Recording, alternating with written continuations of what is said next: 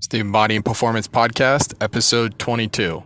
I'm Nick Markey of Beach Barbell, Wilmington, North Carolina, physical therapy, performance and strength training. Today I'm going to talk about what can strength training do for you. Yesterday we talked about progressive overload, which is one of the key principles behind strength training. So today let's just talk about overall what strength training can actually benefit you. There's a few things here. One, it's in the name, but strength. Strength training can give you improved strength. The basic definition of strength being the ability to produce force. So in our world, you have gravity constantly pushing you down to the ground. Strength would be the ability to overcome that gravity with at least your body, and then secondary would be being able to overcome that gravity with something extra. You know, maybe you're carrying something or holding something or lifting something off the ground or overhead. So strength would be the ability to accomplish those goals. So someone with more strength can perhaps pick up more weight off the ground or pick up more weight overhead. You can also think of strength from maybe more of a mental perspective. So kind of strength of mind, being able to stick with things, overcome things. So strength training can certainly help with that, since you are performing progressive overloads, so gradually challenging yourself more and more.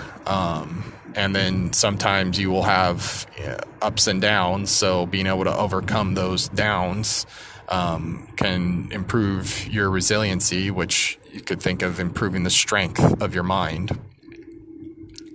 I think that aspect to it is sometimes not as thought about. You know, it's generally just thought of what you physically can do, you know, what you can lift or whatever. But the ability to stick with things and overcome things, that resiliency that you can build with strength training and other kinds of training, is, I think, a huge component. And that perhaps could bleed into other parts of your life that have little to do with strength training. You know, maybe you're more confident at work or more confident with your friends or family or talking to people that, you know, you don't know. That could have a profound effect on just your life in general. So you think of, from a quality of life perspective, strength training can affect you in terms of, you know, your strength of mind and your strength of physically, your functional strength, you know, being able to, you know, pick up things, lift things, that kind of thing.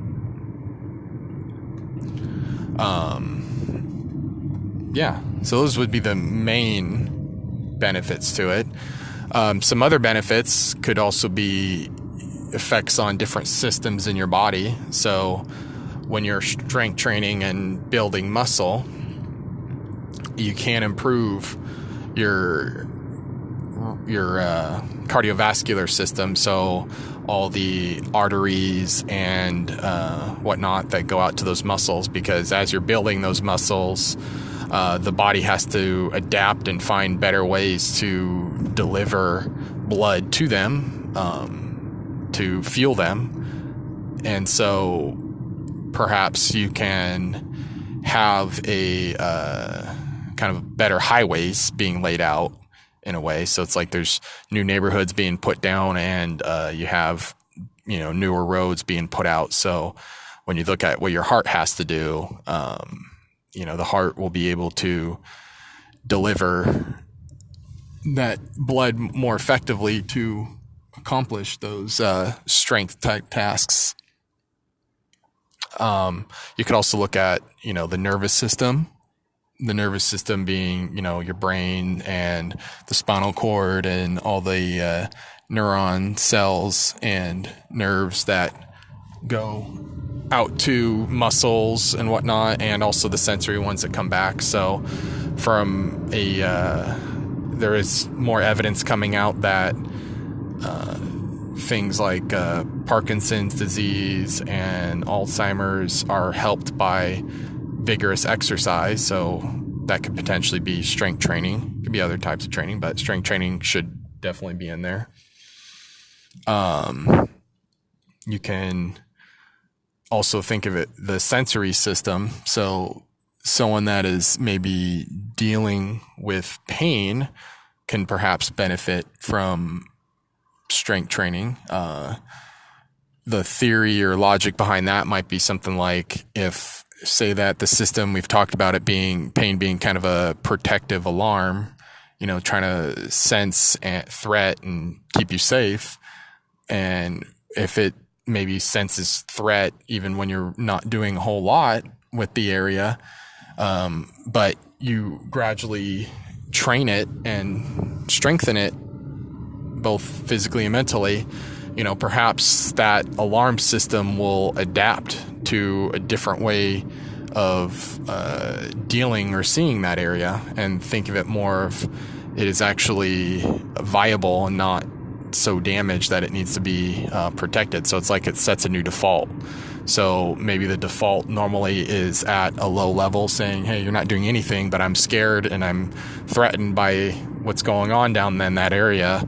So I'm going to make you feel that alarm, that pain, so that you're aware of it. But then say that over time you improve the robustness, the capacity, the ability, the strength of that part, perhaps the body then thinks of that area differently and maybe sets the default higher, saying, oh, well, I've actually have done things with this part and things didn't fall or break apart. We weren't damaged from it.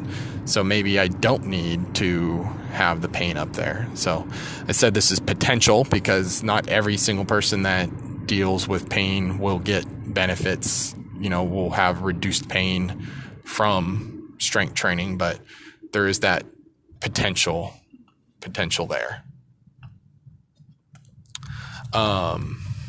There could be potential effects on other systems, like the immune system. Since the immune system is so tied up with the nervous system, perhaps with some measure of strength training, you can bolster the immune system, or maybe it becomes more efficient in dealing with things, because part of the after effects of training, there is a little bit of breakdown and then sort of cleanup and recovery.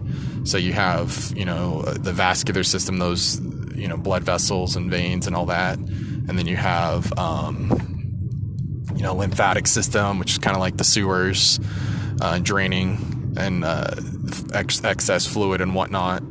Because there is, after you train, some measure of inflammation that happens kind of with the breakdown. And so you have many systems, the immune system, lymphatic system, vascular system, kind of working together to fix that situation. So you can think of training as like a very low level injury in a way, whereas injury is a bigger disruption in the tissues, whereas training is a smaller disruption in the tissues.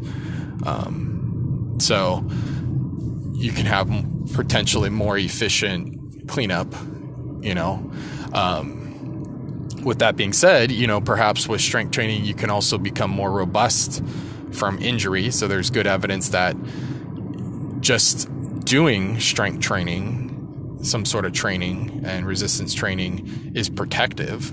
So it's hard to say, is that because your body can produce more force and to defend itself when, potential things happen, or you might potentially be injured. And it's perhaps the act of doing it. Maybe there's that resiliency effect that kicks in.